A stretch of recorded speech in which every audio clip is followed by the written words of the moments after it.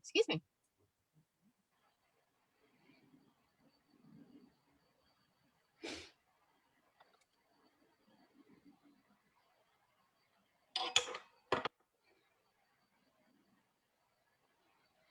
Good morning, everyone, and welcome to the Crown Effect. I believe this is episode 4, and I'm super excited about my guest. Her name is C.R.O.W.N, and she is the current Mrs.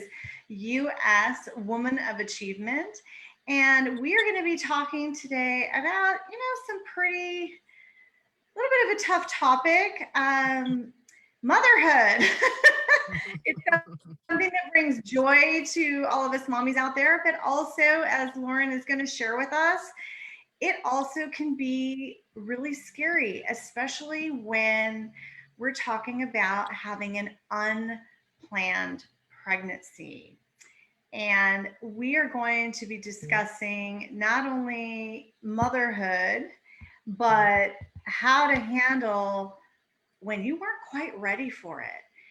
You moms out there, we know the joy, the trials and tribulations that motherhood can bring, but can you imagine being young and discovering you're pregnant and that was not in your plan right at that moment? So please welcome my guest, C.R.O.W.N Bantham, when we're here to talk about this amazing topic of motherhood and how that can create ebbs and flows in your self-confidence. Lauren, welcome.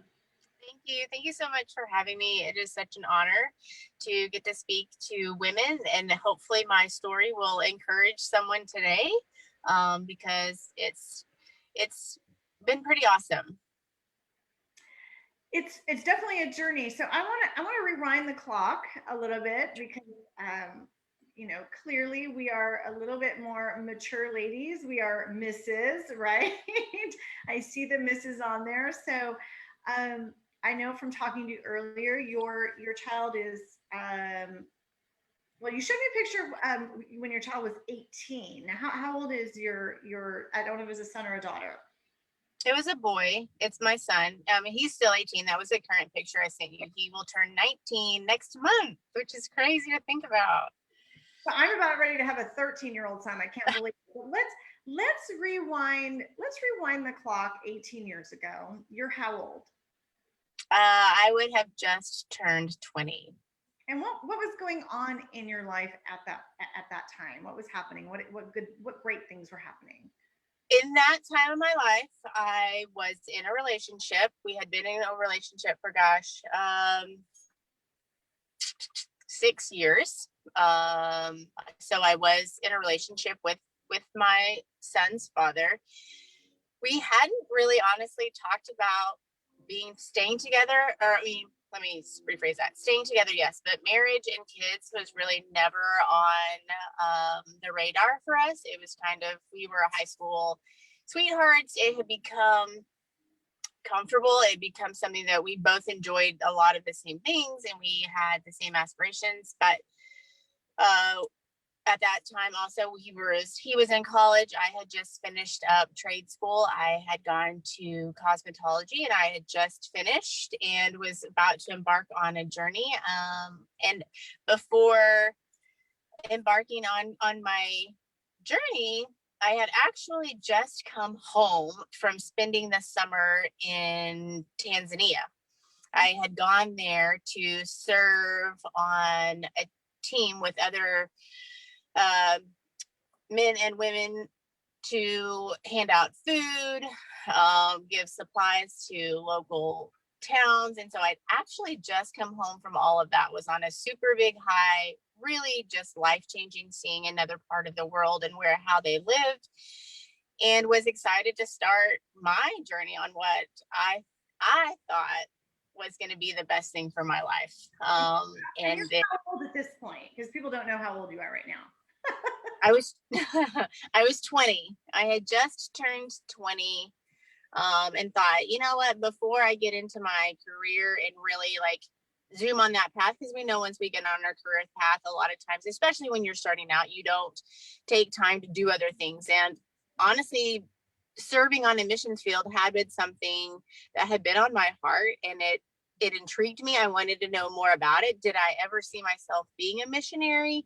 No, but it was definitely something that I knew I wanted to pour into something else. So there had been an opportunity to go and serve on this team in Tanzania. So I was there for almost 6 weeks and then came home before starting my career. And I was, like I said, freshly 20, didn't know a lot, thought I did. um, 20, right? I don't know how many. Yeah. Yeah. And so I think because of that, now with my son about to be 19, I'm like, I have so much grace for what you think you may or may not know, because I looking back, I was like, I was so naive and immature. Yes, there was some mature parts of me, but as a whole, I was like so lost. In what I thought. And I was raised, I mean, even backstory, I was raised in the church. I come from a very strong Christian home. And so I knew what was expected of me, but I personally thought I had a relationship with the Lord, but it was more of like a knowing of a relationship, but I didn't know him. And so therefore, I think with me going on the mission trip, it was kind of a soul searching moment for me. What did I want in life? Where did I want to go? Did I want to continue on in this relationship? Where did I need to break ties so that I could become the best person, the best me? And so that was one reason why I had gone on that trip. And when I came home, I was hoping, I did have some really strong moments while I was gone, some really good God encounters for me. So but, here, so let me paint a picture for anyone that's jumping on. So here you are. So you're 20 years old. You're raised with a strict Christian background, which for most of us that means you're abstaining from sex before marriage. You certainly aren't going to start a family until you're properly married. You're supposed to do things right and in order. You've just graduated with a skill set in cosmetology, so you're looking forward to kind of jumping off into your career, becoming this independent woman.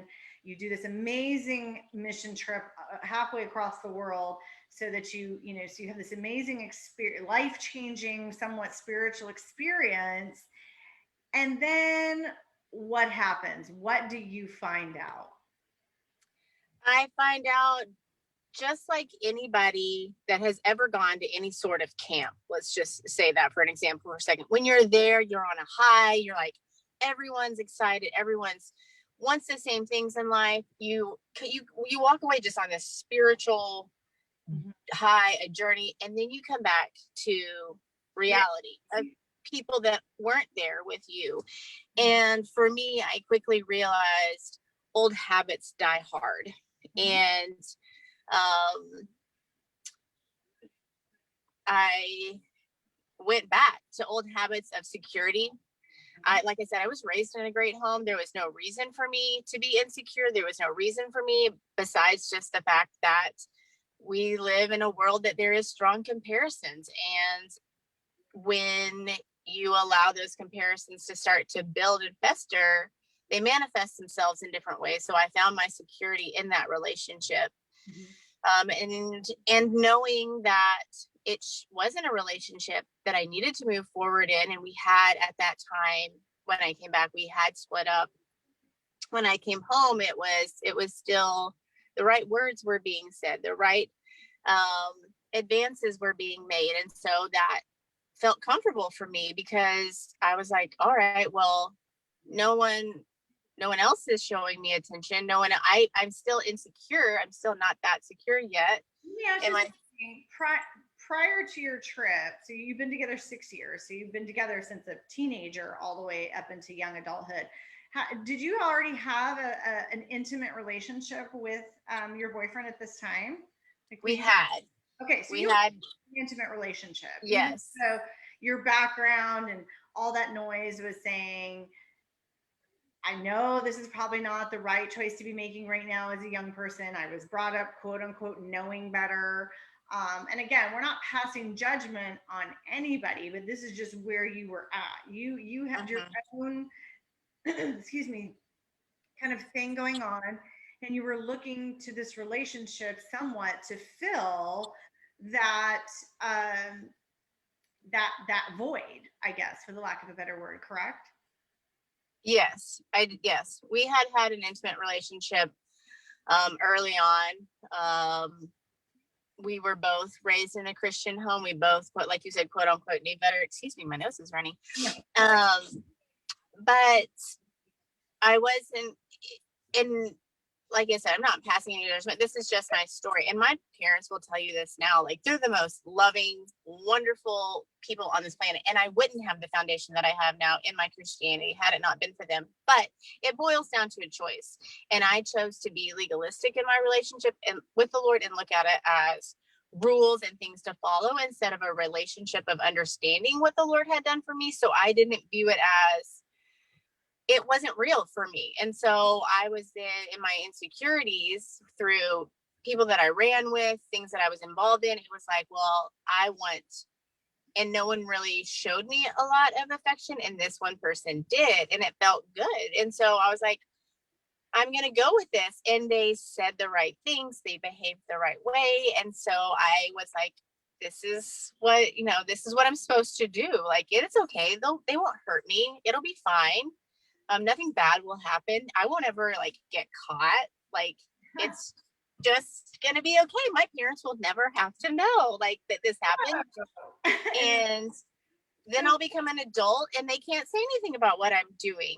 But I knew at that point you were an adult. So what I want to fast forward to is, what was the life-changing moment? So you've gone through all of this, you're in this relationship, you went through this kind of, this kind of spiritual manifestation across the world. You come home, business as usual, because like you said, things just kind of get thrown to the wayside. What was that pivotal changing moment?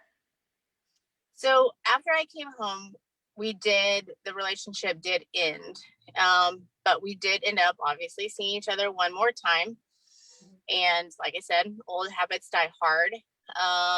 And I found myself 6 weeks later standing in my best friend's bathroom, staring at a stick, what felt like an eternity. And then the little 2 pink lines showed up, and I literally felt the world buckle under my knees. Not because of what my parents would say, honestly, like they were my least of my concerns.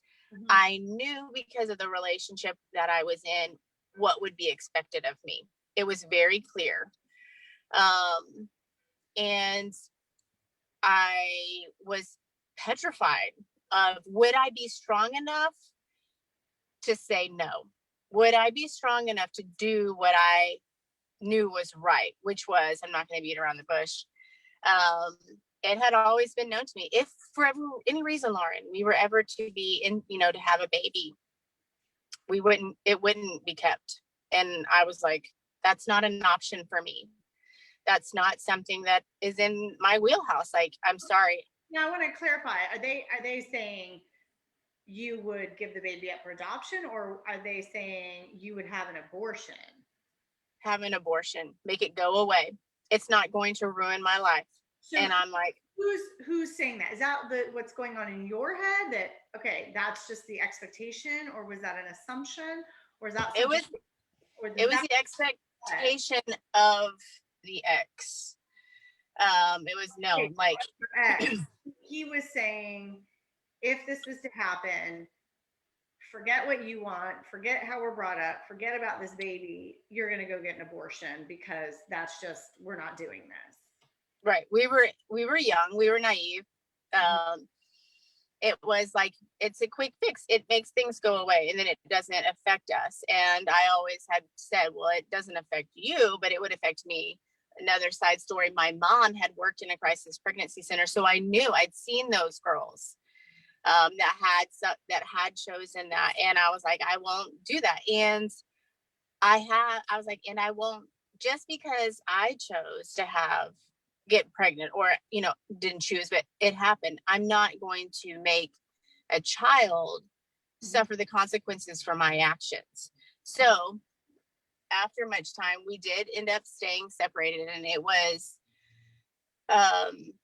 hard, but I ultimately. How do you feel where, this person who's supposed to love you, right? Even though you've broken up, I mean, I had, I've had plenty of exes too, and there's always this part of you that's like, hey, part of my heart still is with this person. At some point you gave part of your heart away, with every relationship you've had. So how did that make you feel when he's like, no, you're going to go get an abortion? Like there's just, and again, this is not a pro, I'm not trying to make this into a pro choice. I'm not trying to do any of that kind of stuff. But what I'm getting at is no one comes out of making that decision or not making that decision unscathed. Like, how did that make you feel, especially coming from a place of you were already feeling insecure, you were already looking for validation and love and all this stuff that really needs to come from within, which I'm sure you've learned now as an adult and you're teaching your own, your own children. But how did that, like, because I know there's women out there or girls out there that that's what their partners are saying, make it go away. That that's when you, I know being pregnant, but I was married and wanting a pregnancy. Like, I remember how vulnerable that was. Like, I'm like, oh my God, I'm going to have a baby. Now I had a supportive spouse.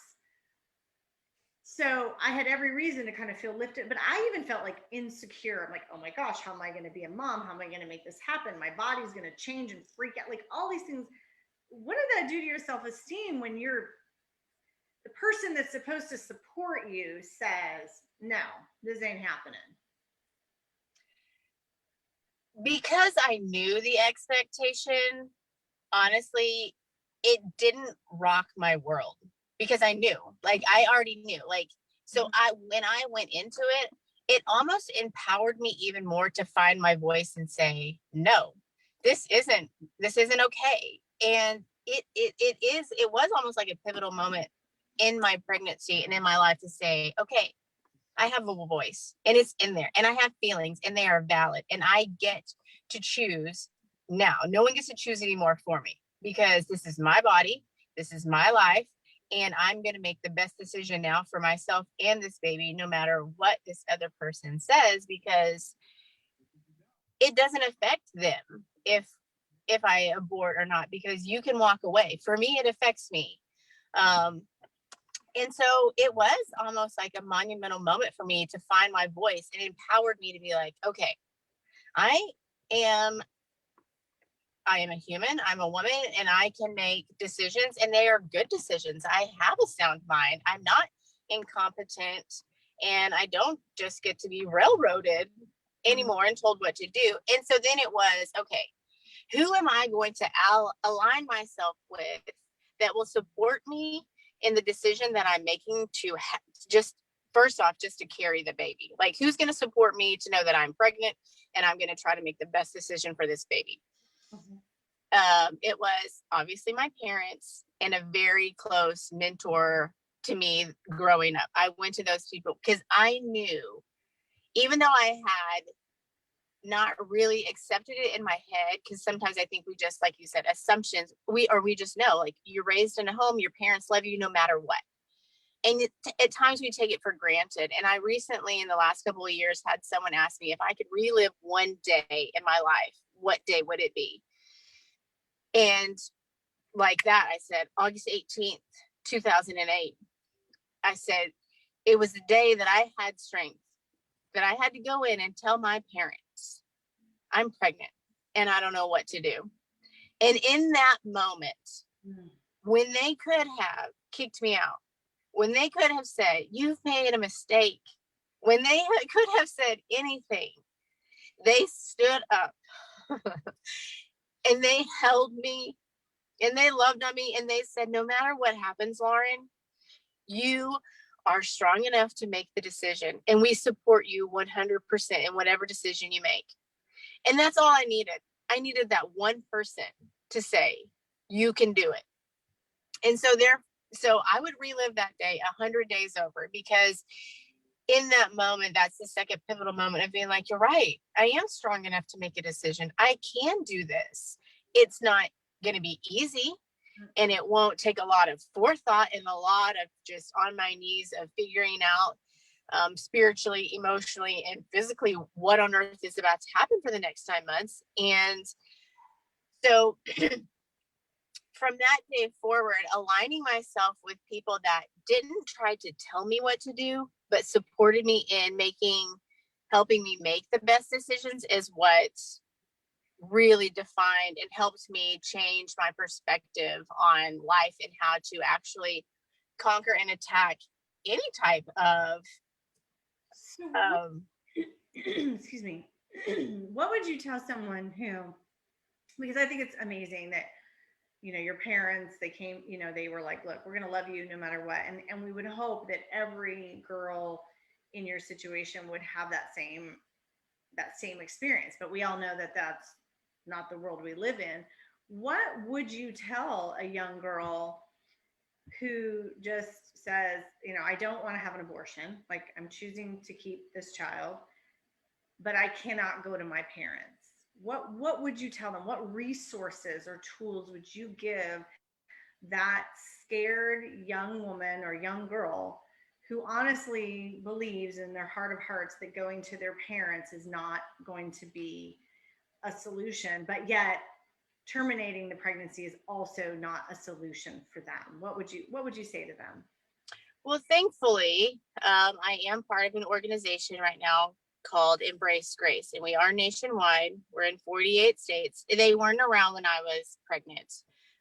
Like I said, my parents were my huge support, and I did get back involved in a church that was just the most unconditional love for me, and I was able to meet other women through that just supported me a lot, that then ended up, I later on was able to connect with another single mom that had started, she was married then, but had started a support group of other single moms. And so I would encourage them to find a friend, find a person, find a resource, call a church, call even pregnancy centers.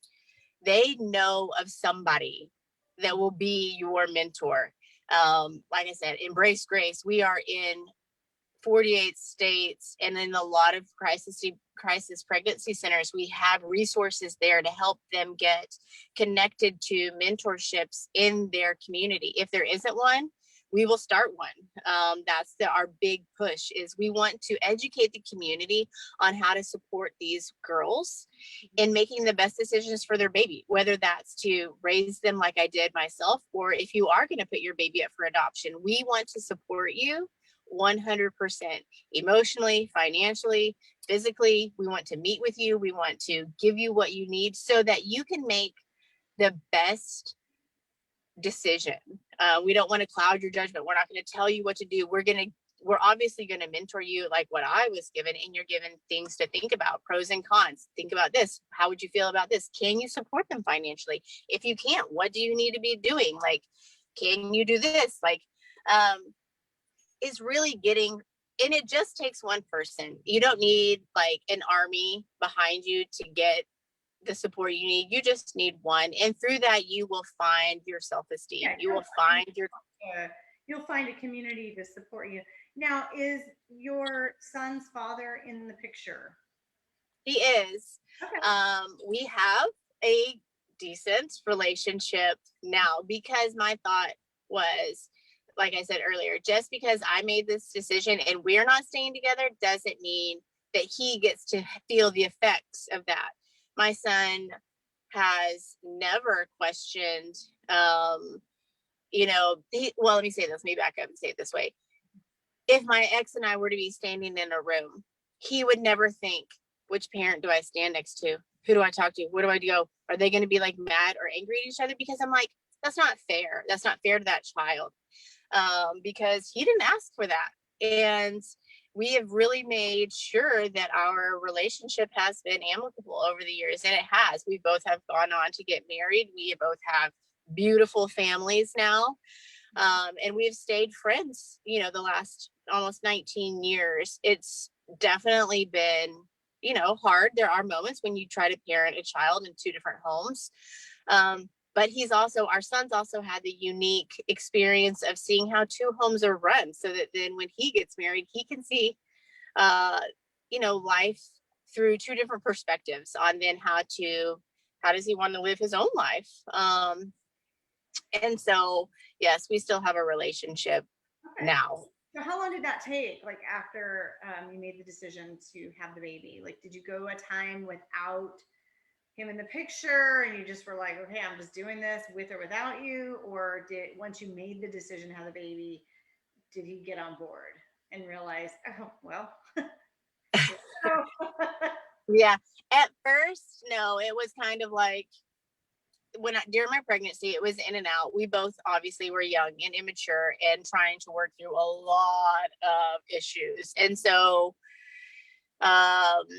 he, unfortunately, it was 50-50 in his home as far as support from his family. Mm-hmm. And it was different. So he was dealing with his own issues and I was dealing with my own issues. And then as it got closer to the birth of our son, he became more of a constant in, wanting to be involved. And then after that, just as any parent is, I mean, it's nerve-wracking, it's scary. Like, what do I do? Like,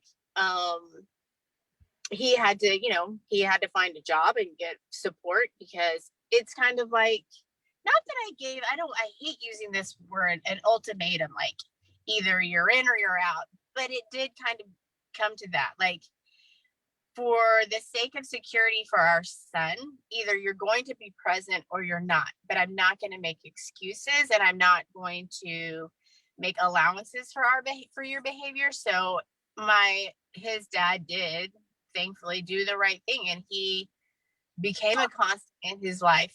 I feel like that's parenthood anyway. Either you're in or you're out. Like, there's not really a middle ground when it comes to, you can't kind of be pregnant. Like, you can't kind of have a baby. Like, you're either having one or you're not, in my opinion. Like, no, and I agree. Parenthood is, you're either in or you're out. Like, I don't think, I don't know. And I'd love to hear people's comments about this for my parents out there. But I mean, don't you feel that way? Like, like, I don't stop being a mom when my children are off at school or when I'm on vacation or my mom is watching, and I know, and I'm almost 50. I know she's still a mom. And it just, you're in or you're out. Like, I don't think that there's really a big middle ground. And I think you do your children a disservice if you're wishy-washy. We see the damaging effects of parents who come in, they come out, and they're unreliable. Like, kids need that stability. So I do commend him that he finally said, okay, I'm having a son, right?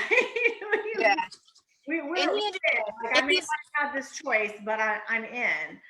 Yeah, and he did a great job. And I agree with you. I mean, parenting isn't like when I feel like it. It's and it is true. Like, even my husband and I, with our own, 6 kids, we've had this conversation. Like, we both chose to be parents. Mm-hmm. So we both get to parent. Like, it's not you come home from work after I've been at home with the kids all day and I tap out and say, your turn. And it's not you don't get to come home and I don't, and get to sit on the couch and be like, I've been at work all day long, I don't feel like parenting my kids. Like, it's not how it works. And so you have to have a lot, and correct me if I'm wrong, you may not have ever felt this way, but for us, you have to have a lot of hard communication conversations, and they're not always comfortable because you feel challenged. Like, well, what am I doing is wrong? Why can't it work this way? Like, I wouldn't do that. And so then I think we do sometimes steer away from parenting together because we see it as we get defensive instead of saying, hey, we're trying to get on the same team. All of a sudden I'm feeling questioned in what I'm trying to think in my authority. And that's not how it is at all. We're asking questions to understand so we can be on the same page, because we're raising our children together. We want them to be well-rounded. We want them to see that we're a team. We want it to be unified.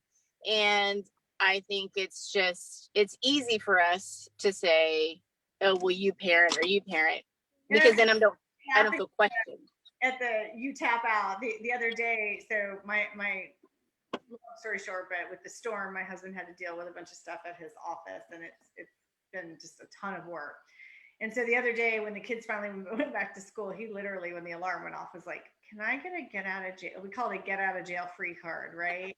I just he goes, I will do anything. He's like, I'm just because he worked through the whole weekend and he was dealing with storm damage. So, it was really stressful.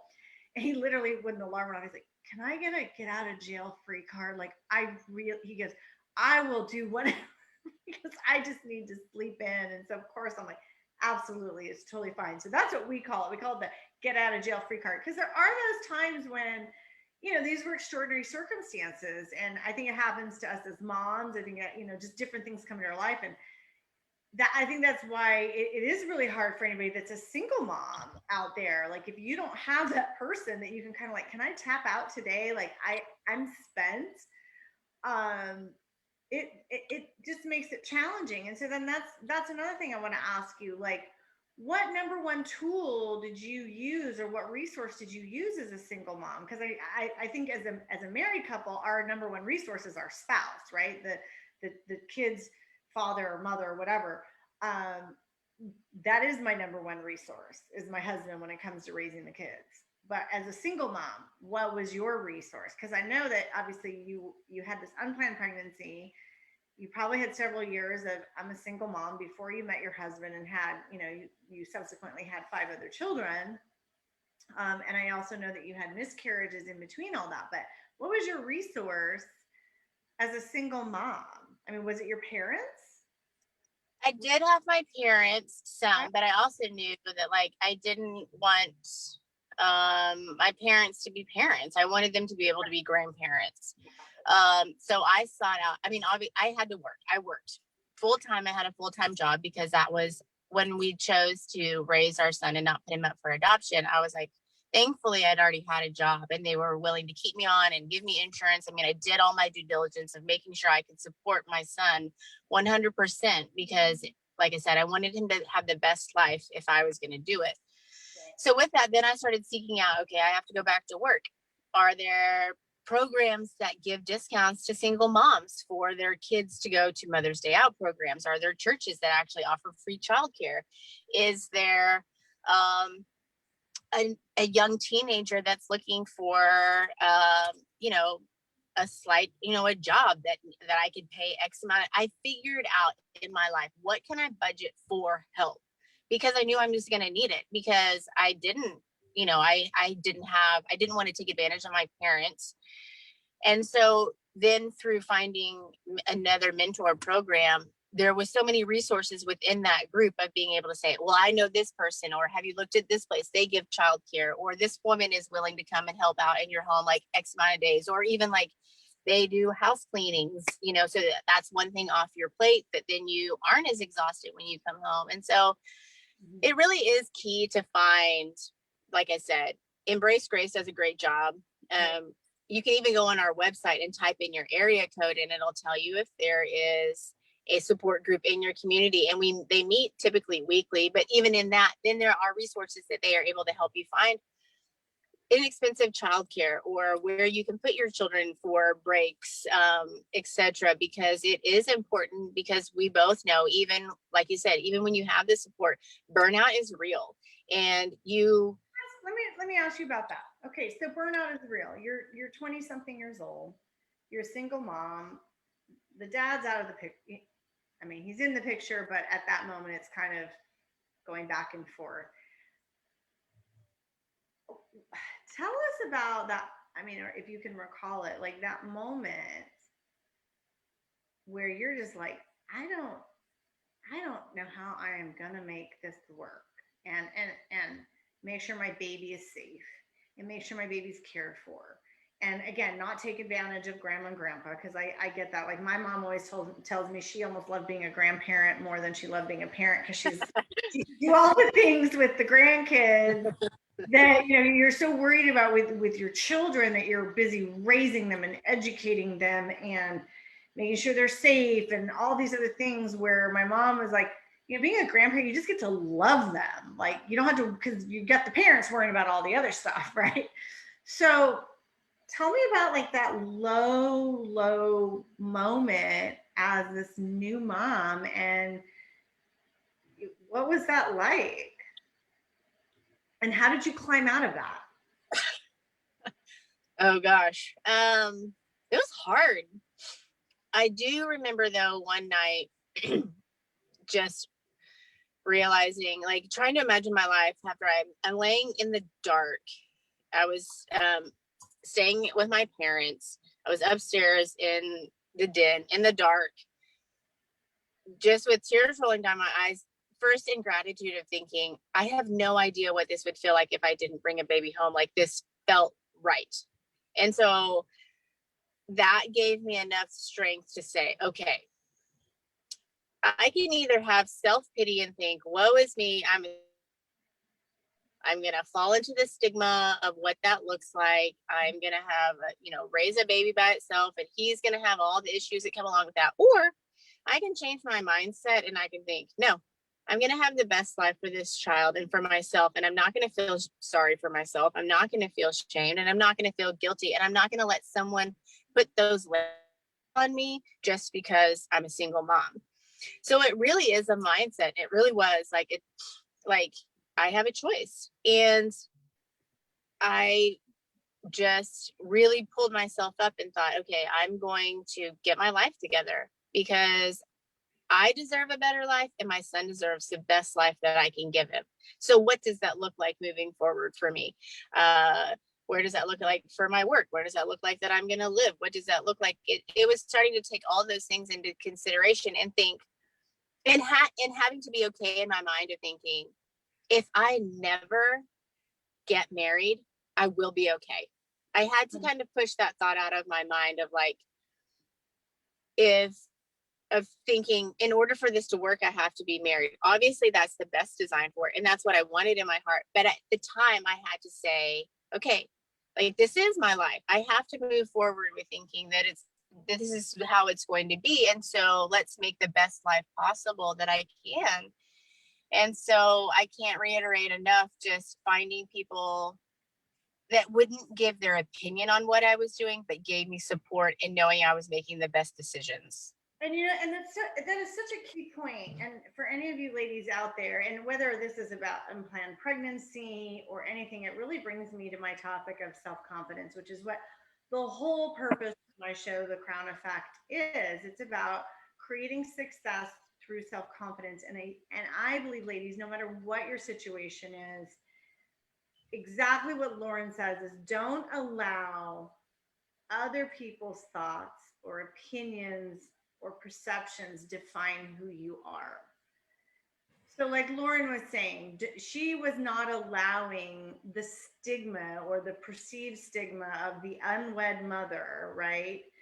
Um, define who she was going to be as a mom, as a woman, um, as as a professional, because you were working. She was not going to allow those thoughts define who she was and sabotage her self-confidence in regards to the decision she was making. Now she knew, and I'm sure all of you know, it's not always going to be easy. I mean, I always say it's not going to always be sunshine and rainbows. I mean, you're going to be, especially as a single mom, you're going to be hitting a lot of roadblocks. And Lauren was very lucky that it sounds like you had a great support system with your family.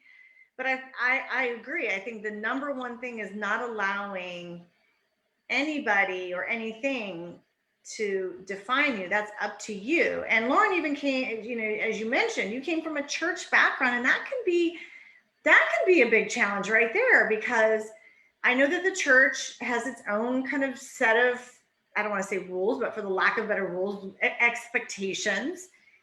And when you come from that background, that can make you feel like, oh, I've gone against how I'm supposed to be.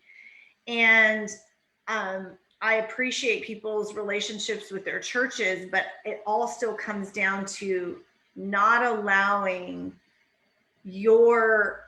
how you see yourself to be altered, and that you have value, and that you are doing the very best that you can, and don't let others carve that out for you. That's up to you to do.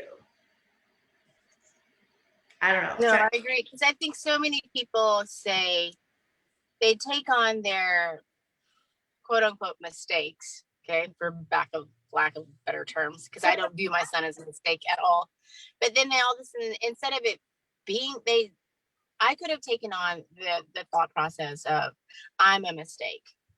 I made a bad choice. I'm a wrong person. I should be shameful. I should feel guilty. Like I'm a horrible person.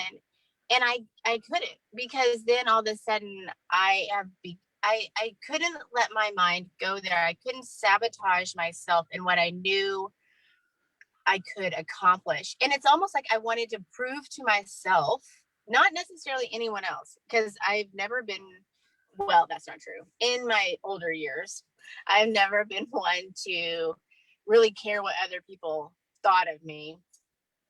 And it almost became this terrible, like partly like this game of, I'm going to prove to myself, I'm going to prove that like I can be a single mom and I can have a successful career. I can be a single mom and raise a kid that's not emotionally distraught or confused when he walks in a room of which parent he's supposed to talk to. I want to go against. You're supposed to talk to mom first. No, I'm kidding.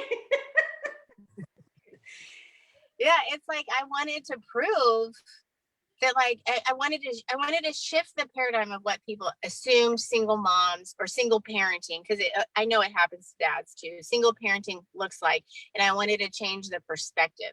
And that's my desire now with going into communities and saying, here's the best way you can support these single parents and what they're going through. They already know all the shame. They already know all the guilt. They already feel condemnation. They already see how the world should be treating them. So let's be different. Let's set a different standard so that we can raise a healthy child, so that they can be a healthy adult and give back into the community what we're hoping them, instead of shaming them and making them feel bad about themselves, and them then now having all of the world's expectations plus a newborn in their lap. Like, let's change that so that they have confidence, they have self-esteem, they change their course of their life, and they make better decisions. So that is a huge thing for me, is just building confidence and helping the community understand, how do you support single parenting like the best way possible. Like, don't shame them, because they already have enough of that in their own head. Like, don't do that. Well, yeah, not only shame, but like the fear. I mean, I was with both my kids, I had a supportive spouse, but I was still scared out of my mind to be a mom. And I'm like, I already did this once. I have a son, but now a daughter. Like, I'm like, I don't know what the heck I'm doing. So I think just the whole process of becoming a parent can be really frightening. And then, adding like, there's no playbook. There's no playbook for parenting. But like you said, but when you have a spouse, at least you have someone to like bounce ideas off of, or like, and so it's kind of like, for single parenting, let us be your playbook. I want to bring along other parents that are successfully parenting their children. And I want you to pour into someone that is fearful that now they're single and going to be raising a child. So let's give them the best advice and support that we can to make them successful, instead of fearful about what they're embarking on, because they've already, been brave enough to decide to keep and raise a child. So let's, commend them in what they're doing and give them the support. And I think we also need to rephrase, like, when you you had an unplanned pregnancy, that's what it was. It wasn't a mistake. Right. Our children, no matter how they come into this world, are never a mistake. It was just unplanned. Mm-hmm. Pregnancies were planned. We were like, okay, I'm going to go off the pill. We're going to, whatever. I'm going to try and get pregnant. Your situation was, it was simply unplanned. And I think that's another part of our conversation that needs to change. I think we need to stop referring to these things as, oh, I made a mistake. No, you didn't. It right. just was an unplanned pregnancy. Mm-hmm. I didn't, use birth control, or, I did and it failed, or whatever. I think that's the other thing, is people need to stop beating themselves up and go, oh, I made a mistake. No, you didn't make a mistake. This just was an unplanned, it was an unplanned circumstance that ended up happening. Sure. Because your son is, I never met him, but I'm sure he's amazing and brilliant, and he's going to have a lifetime of incredible successes. That's never a mistake. And I feel like when people who aren't ready for this, that's like the first thing that comes into their head. Oh, I made this mistake. No, you just didn't plan for it. That's all. And now you shift, you have to make some decisions, and you have to make some difficult decisions. But that's all it is. And I think we need to start changing that stigma within ourselves, or for people who are going through something like this, that now you just have a different series of decisions you need to make. 100% accurate. You make different decisions. You become more direct in what you're doing. I think you become somewhat, which is needing to, just in parenting in general, you become selfish on where you put your time and your efforts, because you realize I now have something else that's dependent upon me, and I can't continue to live or do or make the choices I was making. And so you then change your perspective and your outlook. And I think that that's how it is just in parenting in general. And I would agree with you. Children are never a mistake. They, like you said, they might be unplanned. I mean, my daughter, my 1-year-old wasn't planned either, but I would, and I'm married. Is that the one sleeping in the car with you? So for those of you that don't know, normally my show is on Tuesdays at 10:30, and because of the storm, I got behind. So I asked Lauren to graciously move her interview time to today, and she's like, okay, so this is typical mom, right? We're all trying to be, everything to everyone. She's like, yeah, but I got carpool. Can we move it to 11:15? And I was like, yeah, I probably can make that work. She's like, okay, I can do 10:30, but I'm going to be in the car. Is that okay? And I'm like, oh my gosh, yeah. I mean, that's motherhood. That's reality. That's the Crown effect. Like, this is women. This is what we do. And then she tells me on a text, well, I hope my daughter stays asleep while we're in the middle of our interview. So, I mean, ladies, this is real. This is raw. Like, this is what we do to balance life. Now, this is, obviously our situation is we have kids. So, we have all these different hats and tiaras we're wearing, right? And I know not every woman out there is a mom or even wants to be a mom, and that's okay too. But you have your own sets of hats and chaos and balance that you're trying to deal with. I actually have a video that's going to be coming out. I got asked, and I should step out and grab them. I got asked what a strong woman was. And so I want you to look out for this video. But I said, a strong woman is someone who wears a multitude of hats. And so, of course, my video, I have these different hats I'm wearing, and I end with the tiara. But that's what we do. And so here's Lauren. She's like, okay, I'm going to do this interview, and I'm going to talk about my story, and I'm running through carpool, and I got my daughter sleeping and taking her nap in the back seat. Mm-hmm, mm-hmm. But it's like, I want it to be an encouragement. Yeah, it's reality. And I want it to be an encouragement to women of like, you can, excuse me. That's one thing that we talk about at Embrace Grace. You can have your baby and your dreams too. Like, and so that's what I'm doing. I have a multitude of children, and I'm having my dreams. It may have looked different when my children were younger. I may have had my dreams, but I was having to put them on a shelf and pour them into like a jar to go back to refer to when it was the right timing. But it goes to, it does. Women should be able to have all the things that they want. It just may look differently for each woman.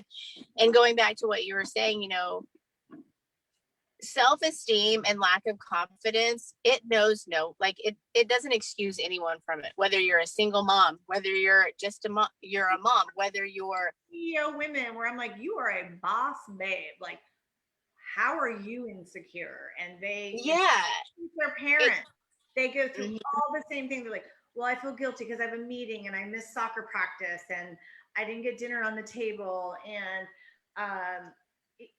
I see from stay-at-home moms to CEOs and everywhere in between, women who have this self-doubt. And again, we have to go back to our personal well and build ourselves back up, and not try and draw from someone else's well who's trying to define what our role should look like. Mm-hmm, mm-hmm. I think, and we talk, because people ask me all the time, like, give me a 1, 2, 3, 4 step program on like how to be a single mom, or how to be a mom of multiples, or how to be a mom of like really small kids, or how to be a mom of a teenager. And I'm like, I can give you guidance and I can give you wisdom. But at the end of the day, you're going to have to use that as kind of like a guide. It's not a step-by-step program, because what works for you doesn't work for me. I tried that. I burnt out when I was trying to do what everyone else was doing and trying to integrate it in my family because it looked so sweet for them. But I was like, in reality, it didn't work for my family. Now, could I say, are there bits of what they're doing? Could I apply that in my life? Could it work? Yeah, and I have. Obviously, that's what women do. We support each other. Here's what we've gone through. Here's what we've learned. Maybe something along the way could help you out. This worked for me. Maybe you could try it out, or just see if it's, conducive to your life. But and with that being said too, Tara, is we do have what you and I are even doing now. We have this amazing tool of social media. Oh. But it can also be the poison that steals your joy if you are not careful and all you're doing is scrolling through here.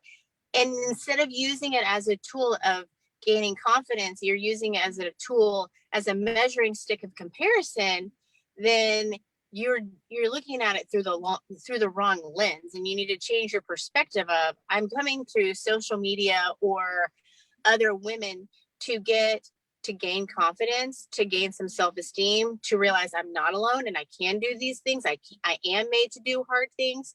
But if you're approaching it and then all of a sudden you're like, I don't measure up. Oh, I'm not doing that. Oh man. And you go away feeling worse than what you came, then either one, you're running with the wrong group of women. Can I say that? Or two, you really do. Maybe it is a season. And I went through the season of, you have to go back to, I don't want to use a word like being alone or isolated, but I went through a season of being cautious of my time, and I spent a lot of my self-confidence to know who I was, to think, why I think these things, why did I have these desires, were my expectations okay, and reevaluate what I was doing so that then I could go back out into these other avenues in life and know that my confidence in myself wasn't going to be shaken and I wasn't going to walk away feeling less than who I was.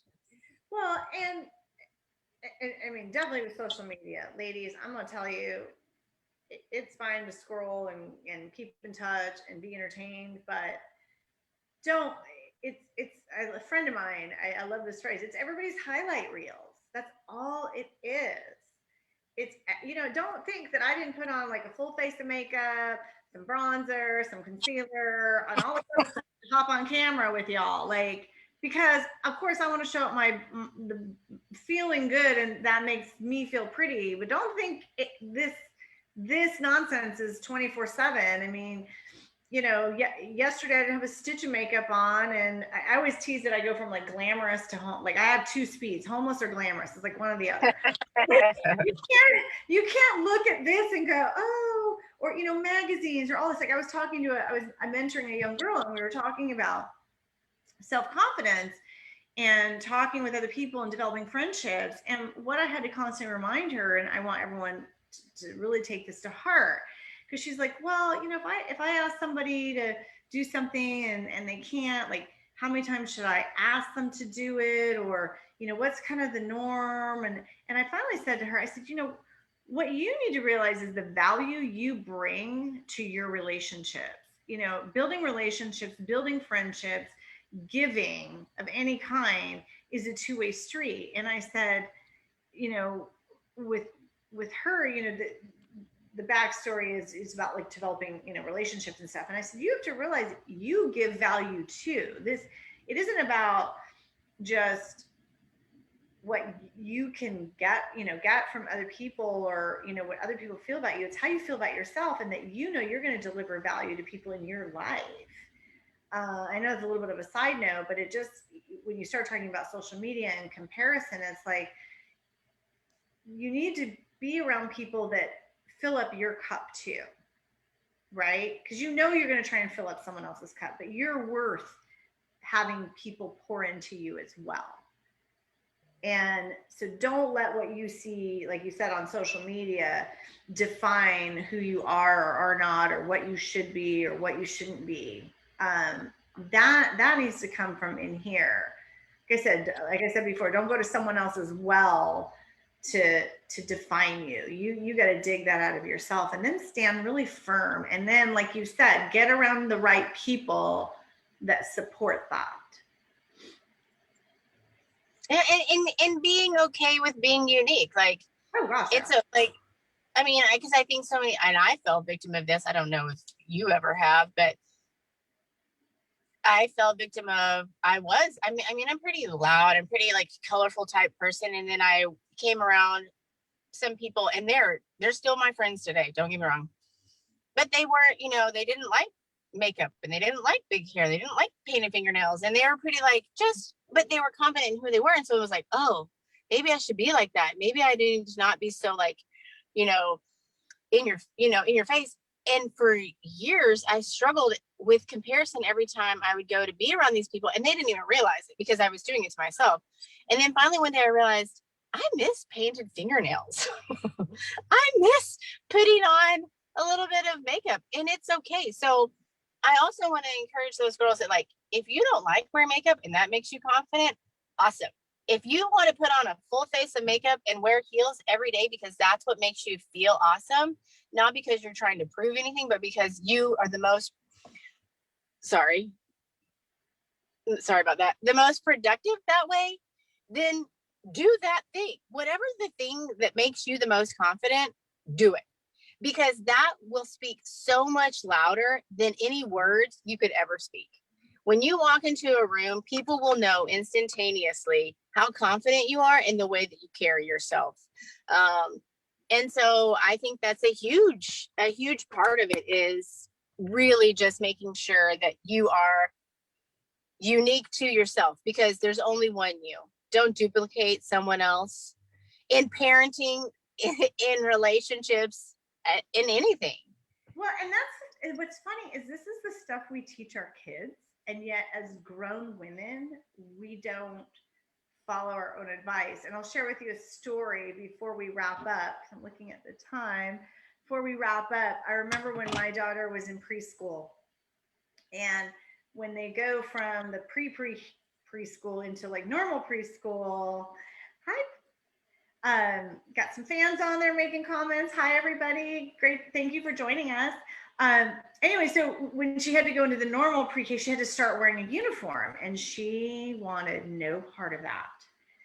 And so, of course, I'm like, well, for you to go to school, you've got to wear the uniform. And so I remember one day I said to her, I said, well, honey, don't you want to be like all the other little girls and wear your uniform?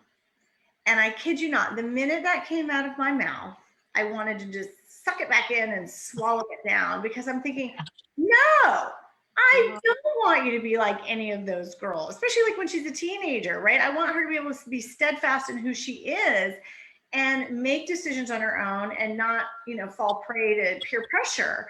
And her thing at the time was that she liked to wear her little Elsa dress. So I told her, I said, fine, you have to wear your uniform because it's the rules, and that's part of being respectful of the school. But I said, you can wear your Elsa dress underneath. And that was our compromise. I don't want you to be like everyone else. I want you to be an original. I want you to stand up on your own 2 feet. And those are all those things we're teaching our kids but for some reason, we hit this weird spot in adulthood, and then we start doubting all of our individualness, and if that's a word, and all of our uniqueness, and all of the things that make us amazing individuals, and how we, can pour into other people. Right. If I could say this, yeah. I think for me, part of it is because as you get older, and if you are confident in who you are, women, for whatever reason, it comes off as, well, she's a B, because she's, and it's like, and all of a sudden we're a bitch because we can hold. Yeah, you asked me to be confident. You asked me to be who I am, and now I am, and now I'm getting. It's like, damned if you do, damned if you don't type situation, and I'm like, no, you don't get to do that to me. Like, I am confident in who I am. And so I think that's then sometimes when women start to retract and start to like then question, well, should I be should I be this way because it's being offensive to some other people, or they're like, and it's like, no, like, obviously know your audience. You can't just be necessarily like, you can tailor what you stand for and who you are in your delivery, depending on where you're at. But that doesn't mean you change who you are. Um, and so I think that that's a big part of it too, is, like what you were saying with your daughter of changing, is like, I don't want myself to change, and I don't want my girls to change either. I'm raising two very confident, sweet young girls that I hope that they are, as confident in their later years as they are now, because it's empowering to me at times. I'm like, you go, girl. I was like, you wear that outfit, you do that thing. I'm like, I'll do it right next to you. Ladies, you do. I think also, some of that starts being chipped away right when you become a mother, because I don't know about you, and I'm sure as a single mom, you probably really got it. But boy, I found that everybody had an opinion on how you do everything. How do you breastfeed your kid? When do you put them to bed? What do you feed them? Do you do shots? Do you do not do anti-vaxxing? Do you vaccinate? Do you swaddle? Um, don't wake a don't wake a sleeping baby. The cry method, cry it out. Like, I felt like I I've always been pretty confident, but like I became a mom and I'm like, oh my gosh, I suck. Like, because everybody just had this opinion of everything that you were doing. And ladies, if you're out there and you're a new mom, or you have an unplanned pregnancy, but you're choosing to, raise your child, listen to your gut instinct. I mean, you can take bits and pieces of what people tell you, but again, you're the mom. I don't think I've ever had such good instincts until I became a mom. Like, I know what's right for my kids, and I believe that, for normal, stable, people out there. I mean, I know there's circumstances where it's not always true, but for 99% of us, you're doing all right, mom. Okay, you're doing all right, and you want to pick when they're crying to snuggle them, and people are saying don't do. You're doing all right, mom, and I want you ladies to know that. Like, I don't think people tell, and I'm going to say parents too, because there's a lot of great hands-on dads, and my husband is certainly one of them. But nobody ever tells us enough that we're just doing it. We're doing a good job. And moms, and especially single moms out there, just take a minute to just say, I did all right. You know what? So what? It was mac and cheese night. Right. It goes back to that thing that I was saying earlier. Like, we're our own worst critic. Like, don't think that we're not thinking it. So other people out there, I don't need you voicing your opinion, because don't think I haven't thought what you're probably about to voice. So like you said, like, it's in now, even with raising a large family, the looks and the comments that we get made are things that are, you would be blown away with the comments that get said to me, that I'm like, wow, that is really forward. Like, I would have never in my million dreams ever thought of asking a person that question, and you just asked me that. Like, wow, okay. Share with us, what's the question you get asked that makes you crazy? Are they all yours? Did you do you know how that happens? You like, or they'll be like, this is the thing that makes my skin crawl. Oh man, your hands are full, or they're a handful. And it started affecting my children. They would ask me, Mommy, are we a handful? Do we make you tired? And I had to be able to tell them, like, and I started telling this to people when they asked me that. I'm like, I'd rather my hands be full than empty. And that will cease conversation pretty quick for most people, because I'm like, I don't take it for granted that I can have kids. I mentor women that cannot have kids, and it is heartbreaking to watch. I've laid a baby to rest. I was like, it's not something I take lightly. So for your flippant 1 second comment, affects me or my children, it could affect us for a lifetime if we allowed it. But I'll end on this, and I know you said we need to go, about opinions. Is, you're right. Everybody has them. Everyone thinks that they should give you their opinion. And I was really adamant, and still am a lot of times in life, that I don't ask a lot of people opinions about things, because I want to form my own opinion. I want to experience whatever it is in life for myself and not have this understanding of it should be like this or it should look like this. And we encourage our children in the same manner when they ask us about some things in life. We'll give them questions to think about, but I never try to give my opinion about something if it doesn't have to be given, because I want them to use their brain. And you're right. As a mom, we are intuitive. We know what's best for our family because we have this built-in meter that knows at the end of the day what our children need, what they don't need, what they should be eating, what they shouldn't be eating, who they should be around, what they should be watching. The litany of questions. We have a built-in intuition that knows what they need because they're your child. They're uniquely yours. And one thing, yeah, yeah. Every Friday night at our house is pizza night because by gosh, we made it through the week and I'm tired and I don't want to cook. So we're having frozen pizzas in the oven. Okay, guys? Okay. I remember, so before we wrap up, I remember after I had my son, and so any of you out there that knew me before kids, my whole thing was, I have so much apologizing to do. I remember being that person, pre-kids, like being so critical or like, oh my gosh, they're so noisy or this or that. And I just remember I'm like, now that once I became a mom, that's like one of the things, I don't know if I told this to my mother, if I told to my husband or maybe both, I was like, I have so many people to apologize to. Like you Mm-hmm. just don't. So, with that being said, I want to I think Lauren and I could go on and on about motherhood, especially with her having six. I have two.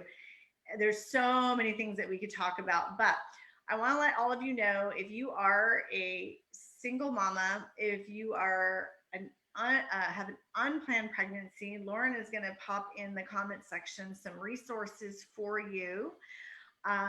If you are struggling with self confidence, please don't hesitate to reach out. My website is thestylesignature.com, and I would be more than happy to get on a call with you and have a conversation.